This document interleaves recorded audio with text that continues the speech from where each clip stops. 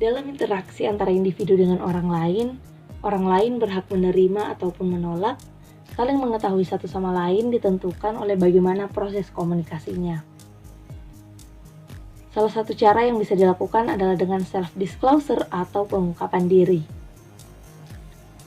Self-disclosure ini merupakan bentuk komunikasi interpersonal dalam bentuk membagikan informasi diri pribadi berupa ide, perasaan, dan fantasi serta reaksi atas sesuatu yang terjadi yang pada umumnya disembunyikan, namun disampaikan sehingga orang lain bisa mengetahui apa yang dirasakan, difikirkan, dan diinginkan.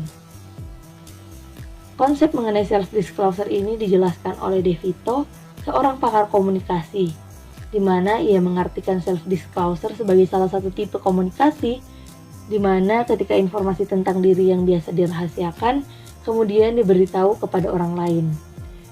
Ada dua hal penting yang harus diperhatikan, yaitu informasi yang diutarakan tersebut haruslah informasi yang biasanya disimpan atau dirahasiakan, dan informasi tersebut harus diceritakan kepada orang lain, baik secara tertulis maupun lisan.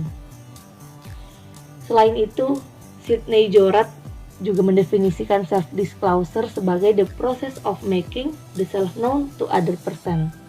Artinya adalah informasi yang dibagi antara dua orang, antara individu dengan kelompoknya dan antara individu dengan organisasi tertentu. Nah, dalam mengungkapkan diri kepada orang lain pasti memiliki alasan. Berikut 5 alasan seseorang melakukan pengungkapan diri. Yang pertama adalah expression. Kadang-kadang individu membicarakan perasaannya untuk melampiaskan apa yang ia rasakan. Oleh karena itu, mengekspresikan perasaan adalah salah satu alasan untuk melakukan pengungkapan diri. Yang kedua adalah self-clarification. Dalam proses berbagi perasaan atau pengalaman dengan individu lain, individu mungkin mendapat self-awareness dan pemahaman yang lebih baik. Bicara kepada teman mengenai masalah dapat membantu individu untuk mengklarifikasi pikirannya tentang situasi yang ada.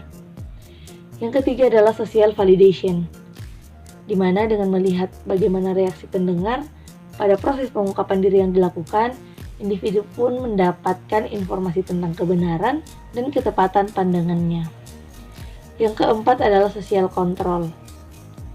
Individu mungkin melakukan pengungkapan diri dengan menyembunyikan informasi tentang dirinya ataupun mengungkapkannya, sama seperti arti dari kontrol sosial. Individu mungkin menekan topik, kepercayaan, atau ide yang akan membentuk pesan yang baik pada pendengar. Yang terakhir adalah relationship development. Dalam banyak penelitian ditemukan bahwa orang-orang cenderung melakukan pengungkapan diri itu terhadap orang-orang yang dekat dengannya. Misalnya suami atau istri, keluarga, dan sahabat terdekat. Orang-orang cenderung lebih terbuka kepada orang-orang yang lebih menerimanya, memahaminya, dan mendukung apa yang ia lakukan. Sebab kedekatan emosional juga bisa membuat kita lebih berasa dihargai dan juga didengarkan.